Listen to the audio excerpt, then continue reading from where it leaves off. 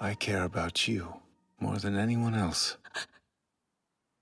That's an unwavering truth, even now. I thought that you'd forgotten. I never said anything of the sort.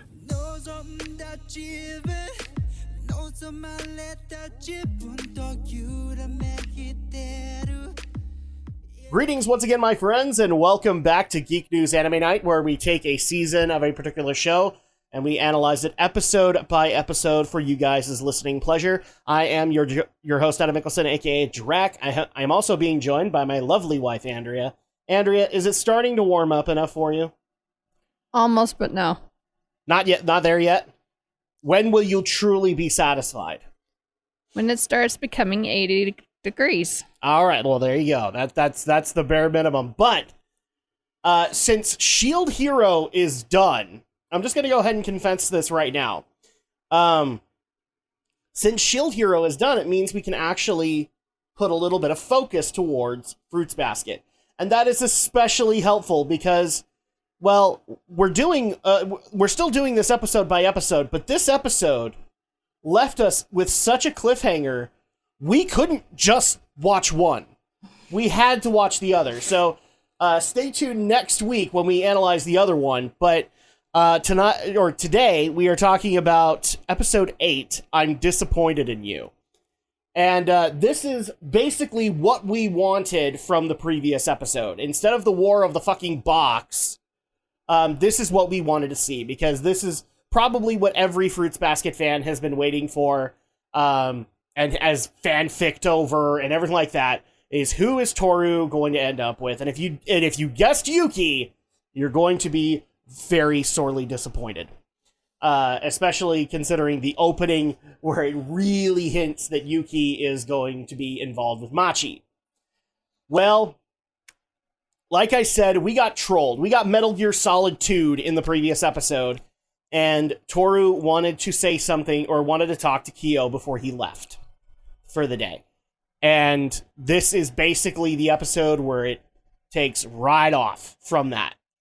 Where he's about ready to go, and she says that she has something that she wants to say to him, and I can't even, his reaction was kind of unexpected a little bit, because he basically just kind of brushes her off, like, you don't want to do this, or something like that, and he tries to walk out, and Tohru tries to stop him, and then 80% of this episode is held out in the rain where they're talking. And I just have to ask this question. Was I the only one that was just sitting there going, can you please both go back inside and actually have this conversation? Apparently because they not. were soaked by the end of it. And you couldn't really see it on Kyo because he was like in a really dark outfit. But poor Tohru is in like this really light dress, and you could just see it just start clinging to her because of how wet she's getting. And it's like, guys, you're both gonna catch freaking cold. I mean, was I the only one that was thinking, like, go back inside, damn it? Pretty much. But I guess you probably is like, well, I wouldn't want to go in there because you got Yuki in the house still. Yeah. So most of this episode is basically told from one end, which is, like, we do get conversations with, like, we get conversation from both ends, but this is where we, learn a lot about Kyo, and then we also have the conversation that people have been waiting for them to have, because, you know, we all know, like, the whole self-sacrifice thing that Kyo's doing, because he's never going to be able to honor his little bet with Akito, so he's just kind of enjoying his final days before he gets locked away. And this is where we actually get a lot of backstory on Kyo. And holy shit, there's a lot going on in Kyo's life. And I don't know if it's just because of the misfortune of the cat, or like if every cat has had this kind of misfortune in their lives, or if it's just Kyo that's had this level of misfortune. But this is actually a moment where Kyo confesses, not necessarily his love, but he confesses the memory that got jarred loose when he last talked to Tohru. And Well, you love the beginning of the conversation. He's like asking if Tohru was in love with him or something. No, he was sarcastically saying, like, what? You're going to tell me you're in love with me now? And then before she even, like, gets her words out, he tries to walk off. And that's why they're having the conversation in the rain. But, like, yeah, he was being Kyo about it. Well, he's just like, well, I have to know. That's what he was saying. He was just trying to... No, he's been trying to push her away. I know that. But, I'm trying to think of a way to do this. It's probably best to go into the timeline of it, isn't it? So, when Kyo was a kid, he had a loving mother, but what wasn't very clearly conveyed until this episode was she wore a mask in front of him where she was a loving mother, but then she hated herself for giving birth to him. And so we've been getting flashbacks here and there of, like, his relationship with his mom, and it's all been kind of frightening, but now we know why. So after one big fight between Kyo's mom and dad, because of her self-hatred for giving birth to this monster that she saw, one day when they're out walking, they stop at, like, a train crosswalk, and she lets go of his hand, and she just walks out in front of the train. And so, yeah, she commits suicide right in front of him. So already that's kind of fucked up. But not only that, when they actually had the funeral, the dad blamed Kyo. And we actually, like, we've been seeing flashes of this in previous episodes, but now we get the dialogue for it. And he basically says, it's your fault she's dead. And this is why he doesn't live with his dad. Because his dad hates him for taking his wife away. And so that's why he went to go live with Kazuma.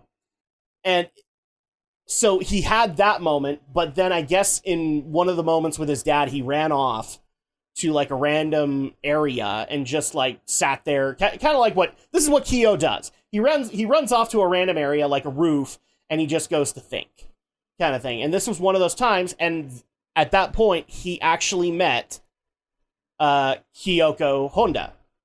And the reason they met was because of their hair. I actually love it. She thought he was dyeing his hair, and then he kind of bounces it back at her, and she doesn't care.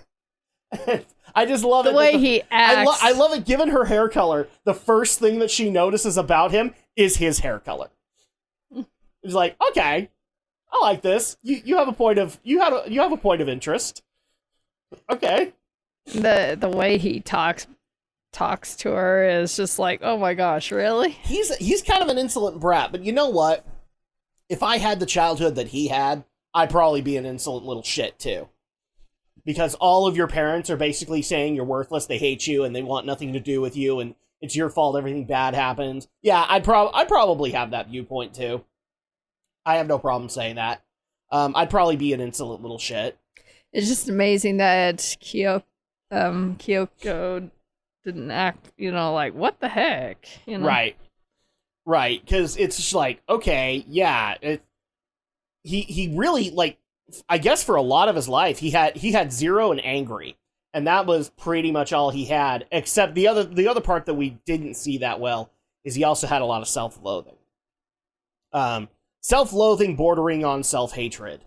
And so Kyoko and him kind of get to know each other, and eventually Kyoko tells him about Tohru, even shows him a picture, and he becomes, I want to say, immediately enamored with Tohru.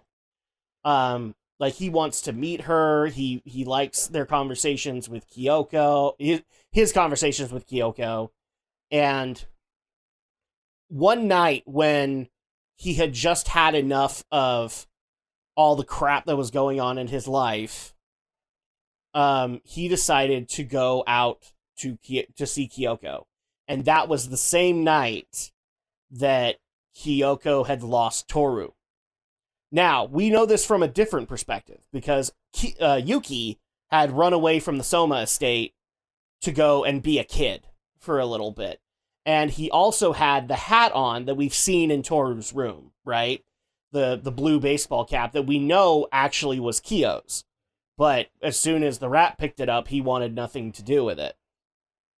And we get some explanations here too, but Kyoko explains that Tohru's lost and she's just bewildered and beside herself trying to figure out what to do. And Kyo, being Kyo, like we see it very clearly, he is Kyo, even at that early an age, and he basically makes a man's promise. I love how he said it was a man's promise that he is going to go find Tohru. And he searched all night for her, and he couldn't find her, and he was about to give up because he couldn't face Kyoko. And well, before then, Yuki had brought her home, and he found out who it was. Like, she's like, it's okay, because Kyoko went looking for him because he was looking for Tohru. And so they meet up, and she has Yuki's cap, and she's like, oh yeah, Tohru's been found. This little boy with a blue cap found her. And this creates a rage in Kyo, a very big bubble of rage, because he wanted to be the one to save Tohru, and Yuki took it away from him. So we start to see like the resentment and the hatred that Kyo has for Yuki. It's not just because he's the rat, although that does play a lot into it. He also has basically made Yuki, he's basically made Yuki his own personal punching bag for everything that goes wrong in his life, because he, everything would be better if he wasn't the cat and Yuki wasn't the rat, kind of thing. But ultimately, Kyo's rage builds up and he unleashes on Kyoko. Like, it's the same 10-year-old crap that you would hear from a little kid, and how he hates Yuki, and he hates that Kyoko relied on Yuki, and all that stuff. Like, he is just taking out all of his hatred, and Kyoko can see through the bullshit because she's probably had her own share of it as a kid. And she's like, you really did want to find Tohru, and basically makes him promise that he will take care of Kyo, or he'll take care of Tohru. To which Kyo is Kyo. There's no other way to put it.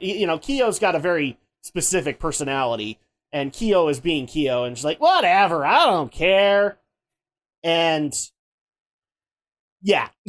So eventually, like, he's like, yeah, what? I'm not going to do that. And Kyoko's yelling off, I'm going to hold you to that promise. And he goes off to go live his life with Kazuma at this point. And he even mentions Kyoko to Kazuma, saying that she's like, this lady's weird because she kind of sees through all of his bullshit. And that's the only way I know how to explain like how she's weird to him, is because she doesn't buy any of the bullshit. She just lets him talk, kind of thing. And she just lets him get it off her chest because she knows that's kind of like with Watani. Like, she lets her get through all the bullshit, and then she starts to see like who she actually was. The same thing with Kyo. So, they have a conversation, and Kazuma's more happy than anything that, he's found somebody to talk to. Because up until that point, he wasn't really talking. That's why Kazuma brought him in, was because he basically used martial arts as an outlet for all of this self-loathing that he has. Well, some time passes, and even then, like, they actually do show a moment where Kyo actually tried to go and visit Tohru, and she was all alone in the house. And this is where we find out about the whole fear of loneliness, like this crippling fear of loneliness that Tohru has. And, he's actually looking at the window, and he's seeing her crying while having dinner because she's home alone. Fast forward a couple of years. Now I'm guessing this is just before the series took place, because he's out at a crosswalk walking around, and Kyoko just so happens to be in front of him. There's been some years since then that they've seen each other, and apparently he's felt bad the entire time for being the little shit. And he's partially like, I want to apologize to her, I want to talk to her, but then that stupid self-loathing is basically saying, no, you're not worthy of doing it. You're not worthy of straightening out this relationship. And then we get to see what happened. Crosswalk turns, but everybody else is watching it looks like a drunk driver, like a skittish car on the road, and everybody else is standing still. Kyoko is in her own head and is not paying attention and starts walking. Now, Kyo, being the noble person that he is, that we all know him to be, immediately tries to go out and save her. But then has to stop himself, because if he pulls her back, it will basically be a hug, and he will turn into a cat in front of everyone. And he chooses not to pull her back. A decision that he continues to punish himself for every single day. And then the car hits. Kyoko goes flying. She hits the ground. There's lots of blood. And apparently she looks up, because he actually goes over to her body. And like he's trying to help her. She looks up at him. And she says something before she passes out. Now, this actually becomes a point of conflict between the two of them. And we'll bounce back to this. But according to Kyo, what he heard was, "I'll never forgive you." And because of that, he goes into a spiral so deep of, like, his self-loathing at that point, I want to say, becomes straight up self-hatred, desire for self-mutilation, everything. Like, he doesn't actually hurt himself, but, like, he hates himself so bad right now that he is just spiraling into self-hatred. It's no longer self-loathing anymore. It's I mean, am I wrong? It's straight up self-hatred at this point. Oh, yeah. He hates himself because now he has 2 deaths on his conscience that, even though you and I both know, aren't his fault. Because even if he had pulled back, she still probably could have fought him off and kept going. And still gotten hit by the car. And there was no way he was going to stop his mom's death. She had decided. And he was a little kid. He wasn't going to pull her off the train tracks. Like, she had made up her mind. So, like, this is the saddest thing of all, is, like, he is blaming himself for something he literally couldn't control. Nothing? Nothing at all? No, I'm just trying to process that whole thing. Turns out, after that, he starts spiraling, and Kazuma takes him up to the mountains. Now we're starting to get into that timeline. He goes up to the mountains because he is just, like, I think Kazuma can see it. He's in full-on self-hatred, and so he tries to take him up to the mountains to get him to sort his feelings out. And we could technically say that that might have been a bad idea, because in order for his mind to handle all of this, he then blames it all on Yuki. Because if that dumb rat hadn't taken his cap, if that dumb rat hadn't found Tohru, if that stinking rat hadn't done all, then none of this would have happened. That's literally his train of thought. If he hadn't given his cap to Yuki, then the chain of he's basically saying that him giving the cap to Yuki is this butterfly effect of events that led into Kyoko's death. And that's just really sad. I don't know why he would, but here's the thing that's really sad. People with self-hatred and deep depression that happens from that, they will do everything in their power to either blame themselves for it or blame others for it to make themselves feel better, and damn logic. Yeah, it's just like they They're just in such denial of what happened. And I think that was the thing, is Kyo couldn't comprehend that he was such an evil person, so he had to project onto Yuki. Now, what made this worse is, I believe they said before the mountain trip that he had gone in to start shit with Akito. And this was when the promise was made, where she basically told him, if you can beat Yuki once, because she knew that he hadn't beaten Yuki in martial arts. If you can beat Yuki once, I will let you live outside that cage. In fact, I will let you be part of the Zodiac. Like, you can now take part in the New Year's banquets, and I will make it happen.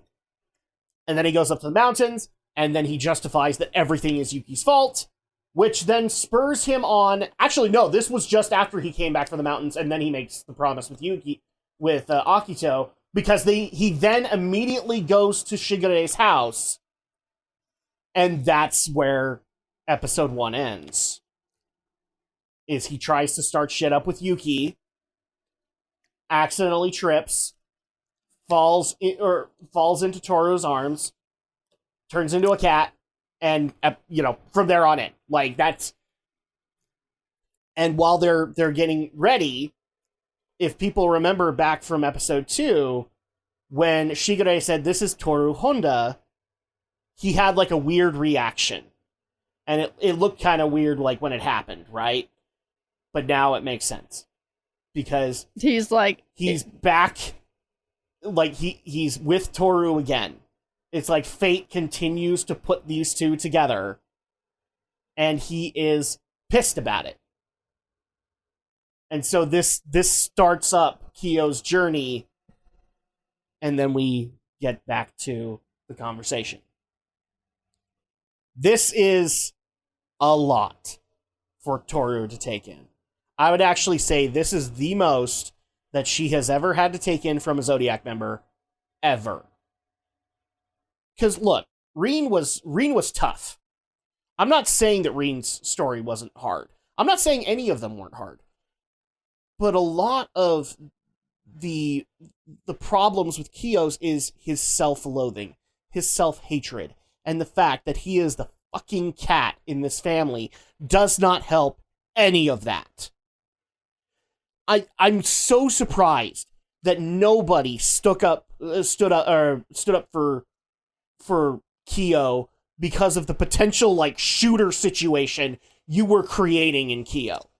Mm-hmm. Because all it takes is like self-loathing becomes self-hatred, and self-hatred becomes self-annihilation. And at that point, like, you don't care what the consequences are. You are going to go out in a fucking blaze of glory, kind of thing. And he was so close to that, and none of that family ever got it, except for Kazuma. I don't even think Shigure knew what was going on. I honestly don't think he did. Oh, about the whole I think accident? The only person who knew anything about KYO'S self-hatred was Kazuma. I think that's it. I don't think... Maybe Shigure had some feelings about it, but I don't think he knew like how deep it ran. I think only Kazuma knew how deep it went. Which makes sense. Because of his blaming Yuki, that's when he locked the memory of Kyoko's death away. So the only one that they ever knew about was the mom. They never knew about Kyoko. He didn't know about it until we actually find out it was not the picture, it was the cap in Tohru's room that unlocked the memory in his head. And that's when he started freaking out. And he does not want Tohru to confess her love for him because of how much he hates himself. He cannot understand how someone like her could love someone like him. Even though he loves her, we know he does. He loves her very deeply. But because of his circumstances, he's just like, I can't let you love me. Mm-hmm.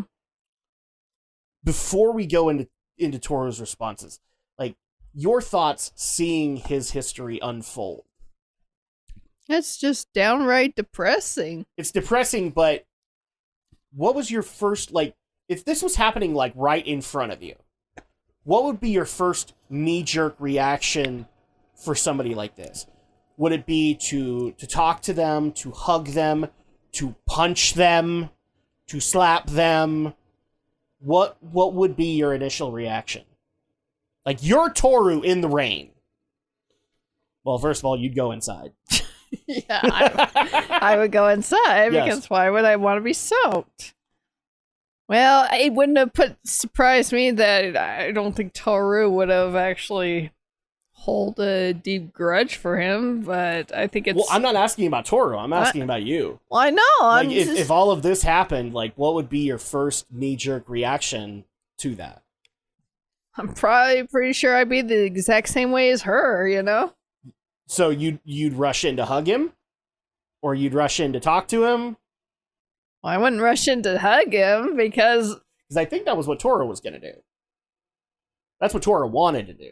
I know that's what she wanted to do, but I don't think, going rushing in to hug someone after getting that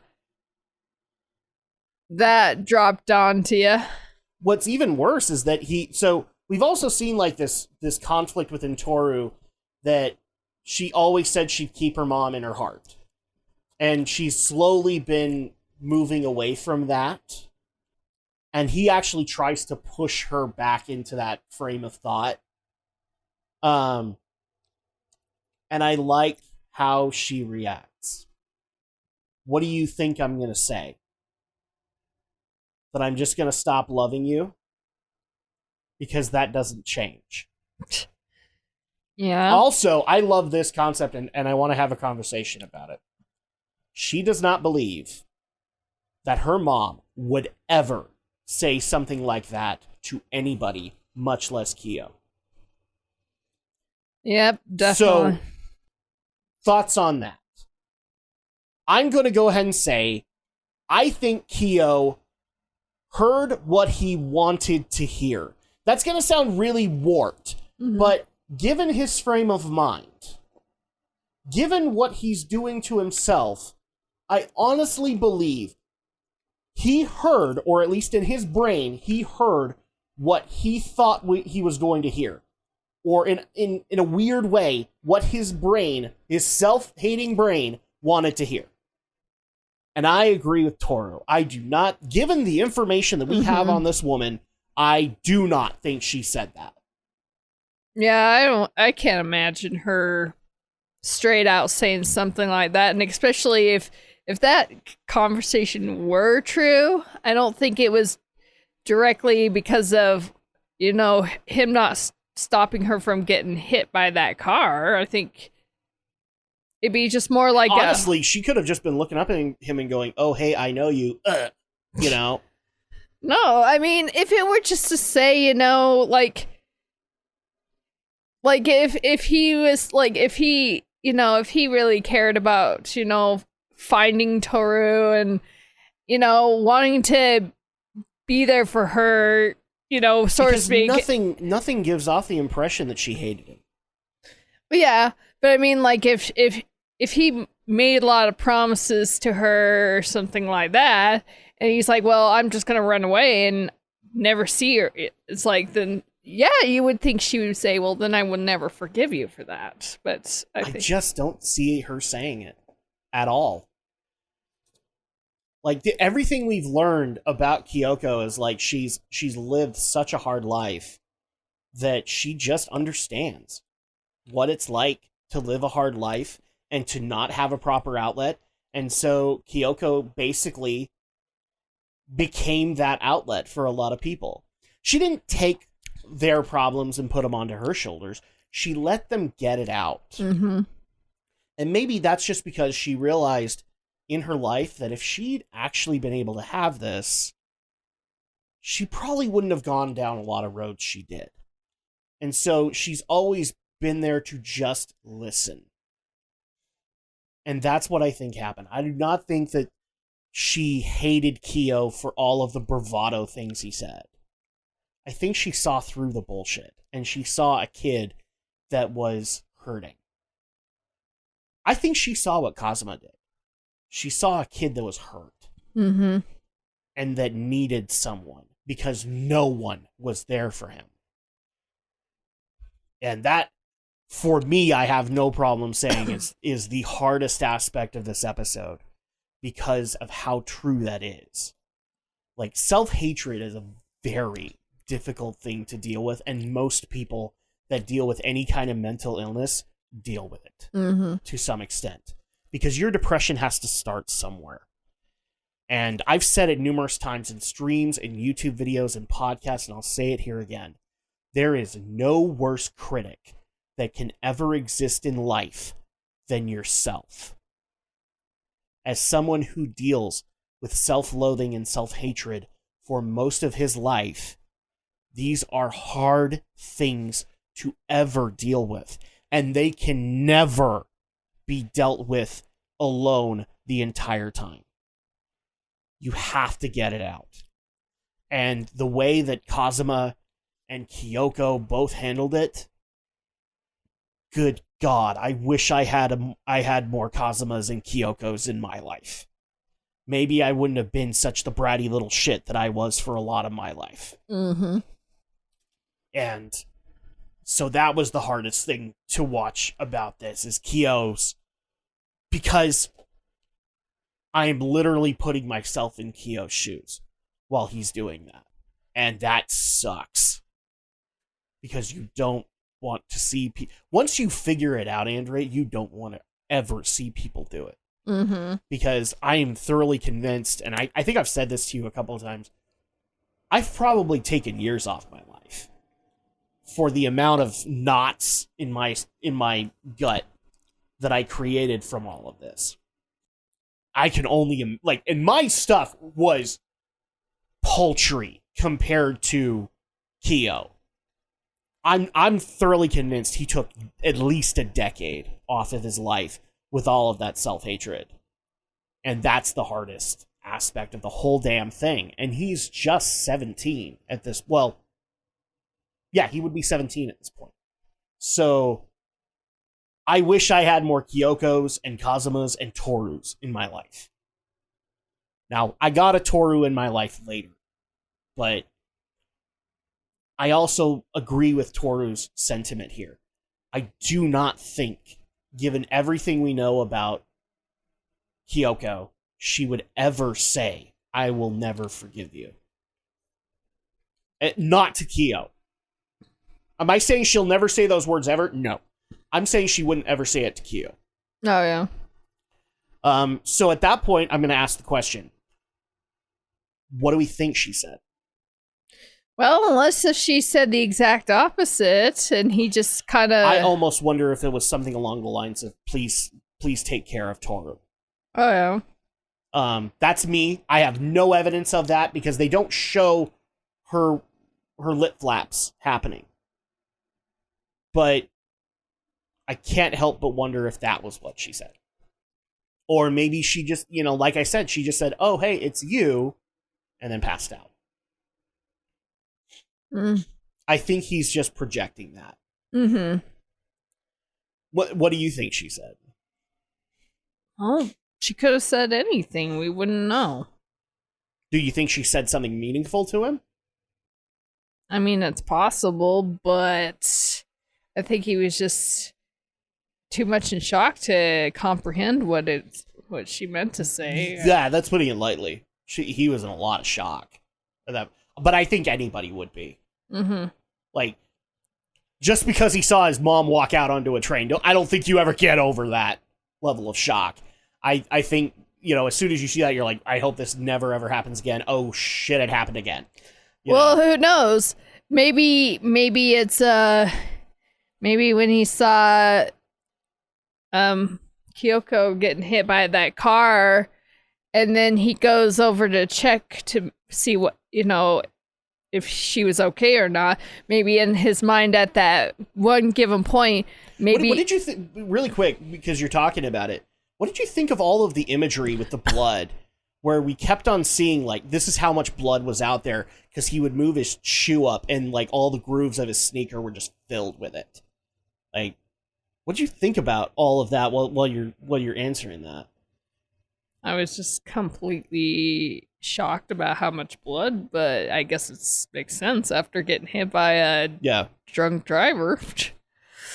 Well, and I don't even know if it was I can't even remember if they showed it was a drunk driver or not, or just an erratic driver.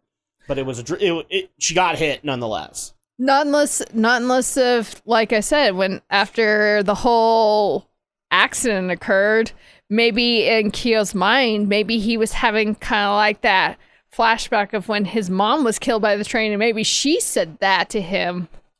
I don't know. Maybe. I don't know.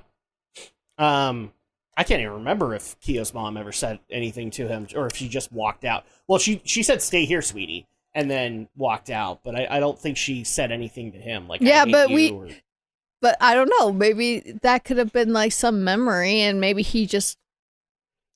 I'm not saying that we knew if she said anything, but that's kind of the problem. We're seeing a lot of this from KYO'S warped logic, and so at that point, wouldn't it be great to see the true events as they unfolded? Well, maybe we will, or maybe we'll find out. Maybe.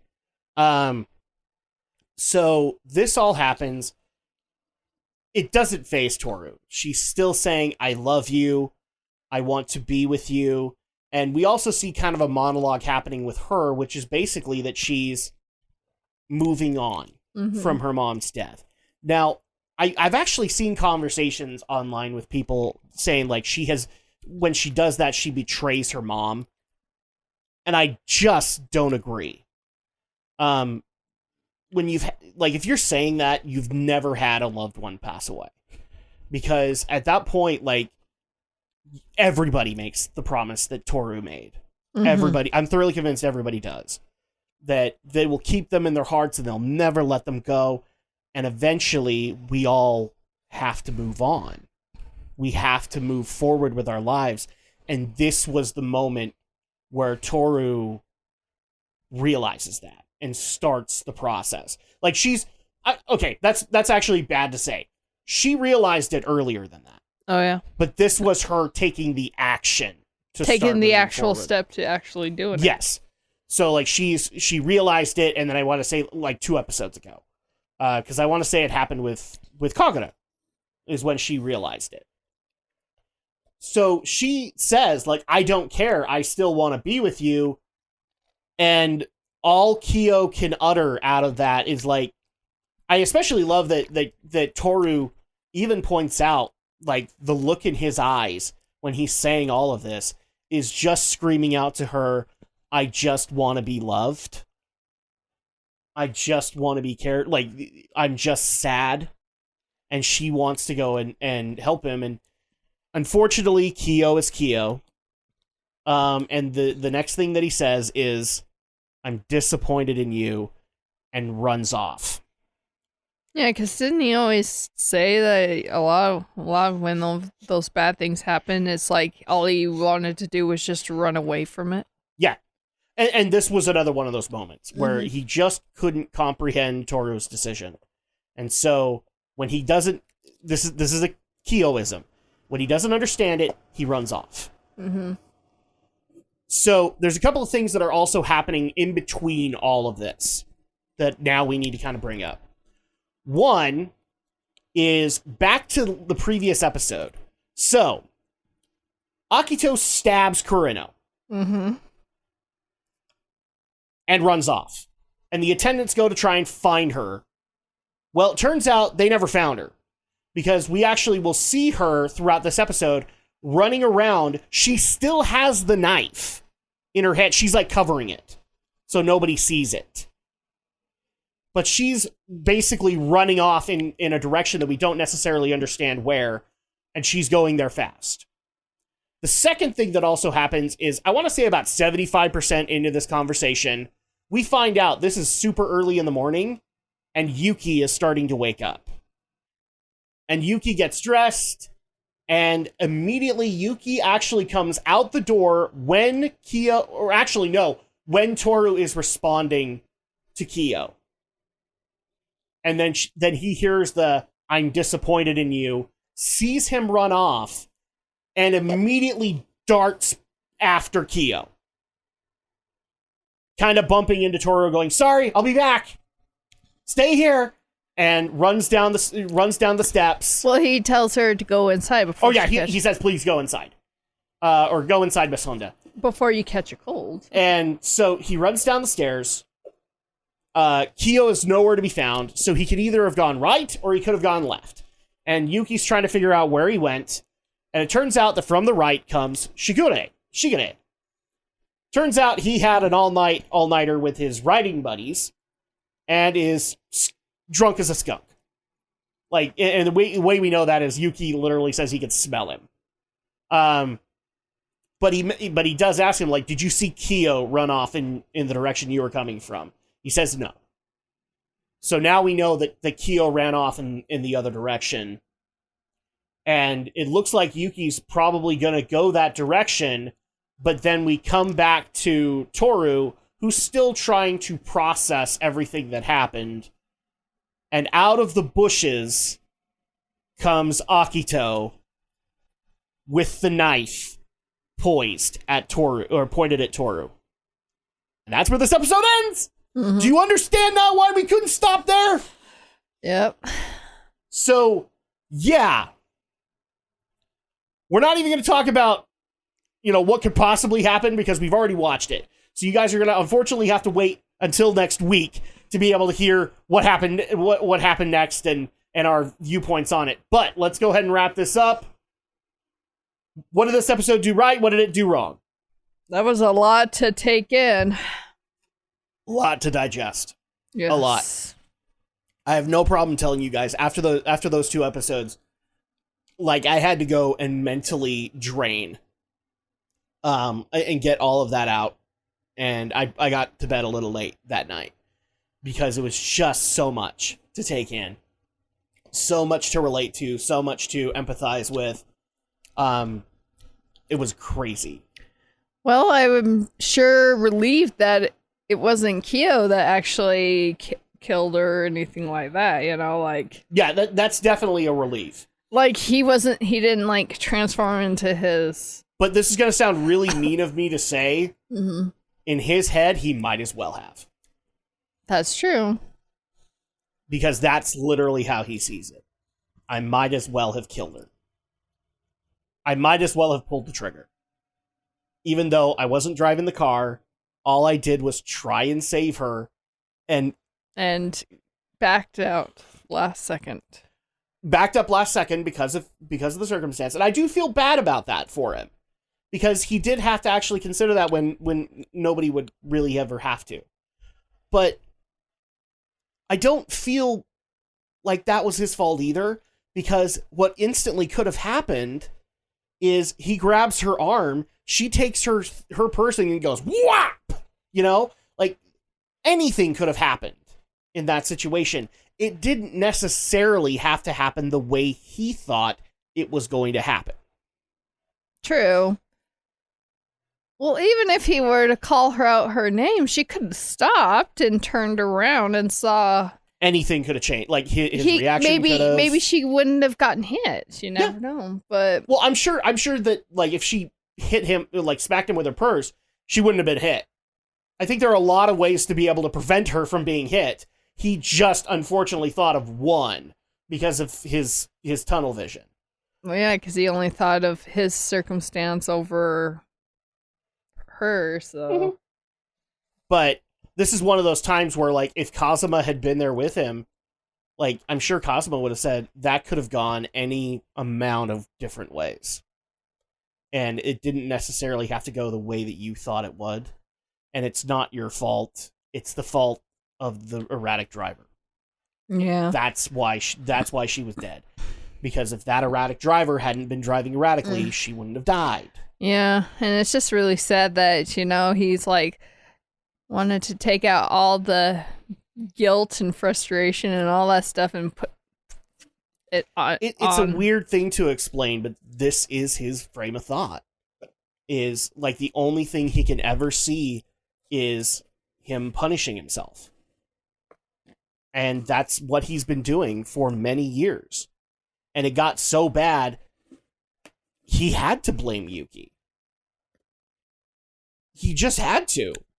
if he, like, I know that sounds really mean of me to say, but if he continued to push that inward, he might not be alive right now.